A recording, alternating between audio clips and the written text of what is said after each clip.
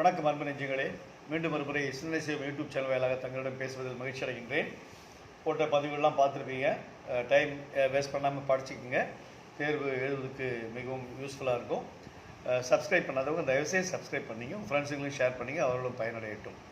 இன்றைய பதிவிலே 11, 12 2 வகுப்புகளுக்குமே இந்த இமெயில் ரைட்டிங்னு ஒரு கேள்வி இருக்குது. அது ரொம்ப ஈஸியாக மதிப்பெண் எடுக்கக்கூடிய கேள்விகள். சும்மா ஜஸ்ட் எப்படின்னு தெரிஞ்சுக்கிட்டால் மட்டும் போதும். ஓகேவா?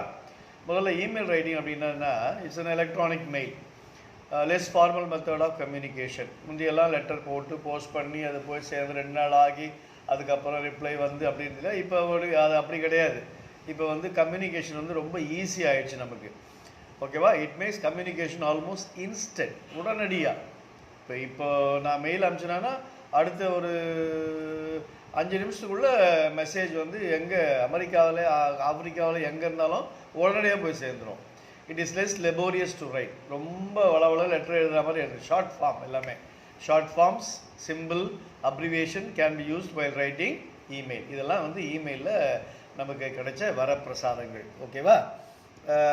ரொம்ப ஈஸியான கேள்வி இது. ஸ்டெப்ஸ் என்னன்னா, முதல்ல ஒரு பாக்ஸ் போட்டுக்குங்க. அந்த பாக்ஸில் 1 2 3 4 5 லைன் 5 கட்டம் வர மாதிரி பார்த்துக்குங்க. ஓகேவா? 5 ரோஸ் மட்டும் போட்டுங்க. முதல் ரோவில் வந்து டூ அட்ரஸ் என்னென்னா மெயில் ஐடி. கண்டிப்பாக யாருக்கு அனுப்புகிறீங்களோ அவங்களுக்கு ஒரு மெயில் ஐடி இருக்கணும். அந்த மெயில் ஐடி வந்து இருந்தால் தான் வந்து இமெயில் நம்ம ஈஸியாக அனுப்ப முடியும். அனுப்புகிற உங்களுக்கும் இருக்கணும், நம்ம யாருக்கு அனுப்புகிறோமோ அவங்களுக்கும் மெயில் ஐடினா இதை பற்றி உங்கள் டீச்சர்ஸ் கிளியராக சொல்லியிருப்பாங்க. ஓகேவா? அடுத்த காலத்தில் சப்ஜெக்ட் வந்து கேள்வியை பொறுத்து இருக்கு. நான் கீழே மாடல் கொடுத்துருக்கேன், அதை பார்க்கும்போது சொல்கிறேன். அது அந்த மெயிலை பற்றிய சப்ஜெக்ட், எதை பற்றி அப்படின்ற சப்ஜெக்ட். அப்புறம் வந்து இதில் ஃப்ரெண்ட்ஸுக்கு அனுப்புவோம், ஆஃபீஸஸ்க்கு அனுப்புவோம், யாருன்னா அனுப்புவோம் இல்லையா? அந்த மாதிரி ஆஃபீஸஸ்க்கெல்லாம் அனுப்புறதா இருந்தால் ஹெச்எம்க்கு, சாருக்கு ஏன்னா ரெஸ்பெக்டட் சார்ன்னு போடணும், இல்லை ரெஸ்பெக்டட் மேடம் போடணும். நம்ம ஃப்ரெண்ட்ஸுக்கு அனுப்புகிற மாதிரி இருந்தால் dear friend, dear father, dear sister, dear brother எதனா இருக்கலாம். ஓகேவா? ரைட். அது வந்து ஒரே லைனில் ஒரு காலம். அடுத்தது மேட்டர், அந்த கேள்வி பற்றி என்ன செய்தி இருக்கோ அந்த செய்தி எழுதுது. அது எப்படின்றது எக்ஸாம்பிளில் பார்க்கலாம். முடிக்கும் போது வித் ரிகார்ட்ஸ், வித் லவ், அது ஃப்ரெண்ட்ஸுங்களுக்கு. வித் ரிகார்ட்ஸ், வித் லவ் ஃப்ரெண்ட்ஸுக்கு, அப்பாவுக்கு அம்மாக்கெல்லாம் போடும்போது. அஃபிஷியலாக எழுதும்போது பார்த்தீங்கன்னா நான் தேங்கிங் யூ, யுவர்ஸ் ஃபெய்த்ஃபுல்லி அப்படின்னு போடுவோம் இல்லையா? அந்த மாதிரி போடுறோம். இதான் ஸ்டெப்ஸு. ஸோ ஒரு பாக்ஸ் வரைஞ்சிடுறீங்க. அதில் 1 2 3 4 5 ரோ போட்டுடுறீங்க.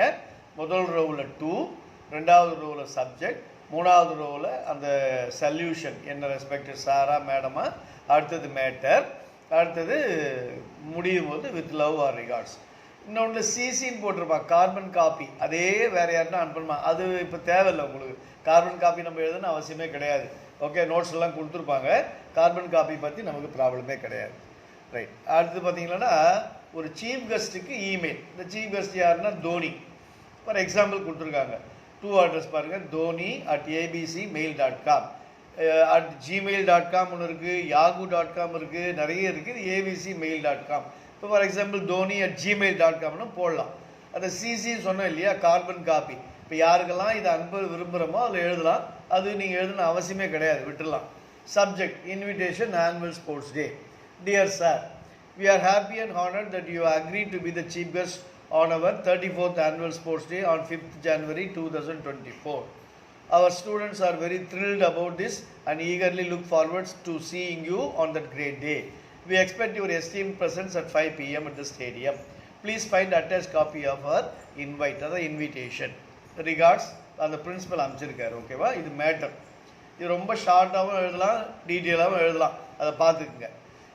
அப்போது ஞாபகம் வச்சுக்க வேண்டியது 5 காலம்னு சொன்னோம் இல்லையா? முதல் காலம் அனுப்புகிறவங்களுக்கான மெயில் ஐடி, சிசி தேவையில்ல, subject dear sir, matter with love or thanking you போட்டு அது யார் அனுப்புறீங்களோ அவங்க கீழே இது போட்டுருங்க.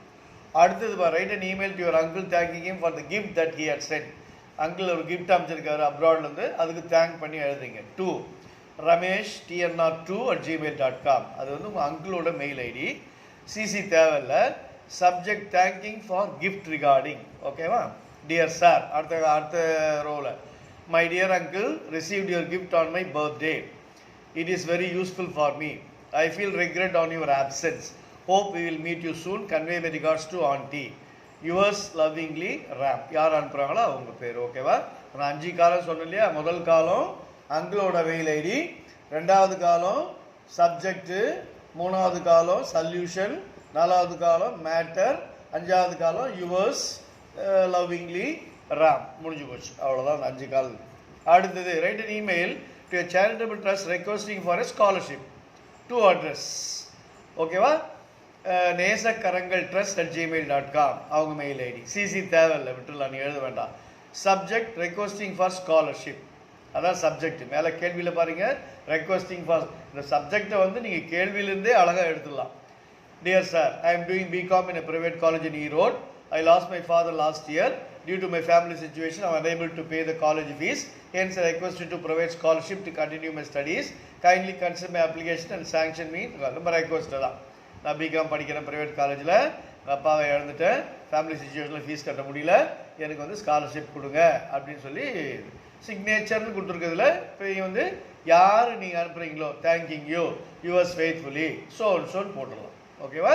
ரைட். அடுத்தது editor of the newspaper about the loudspeaker nuisance.